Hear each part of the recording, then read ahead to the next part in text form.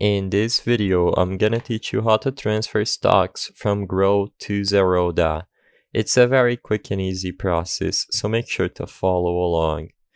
Shares can be transferred from other brokers to Zerodha in two ways. The first one is close your come transfer.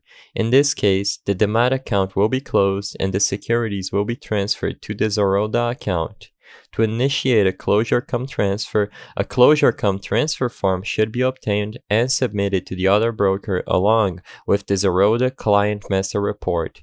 To get a copy of the CMR, see the What is a CMR copy and where can I get it page over at the Zerodha support. Besides this method, the other method is an off-market transfer. In the DIS slip received from the other broker, enter the details of the Zerodha demat account as required and submit it to the other broker. Some brokers allow online transfer of shares, so you might want to attempt contacting the other broker to know their process for the transfers of the shares. To know how to transfer shares online from your Zerodha account, see the page How Can I Transfer Shares from my Zerodha account using CDSL Easiest.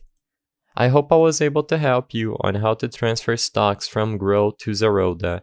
If this video helped you, please be sure to leave a like and subscribe for more quick and easy tips.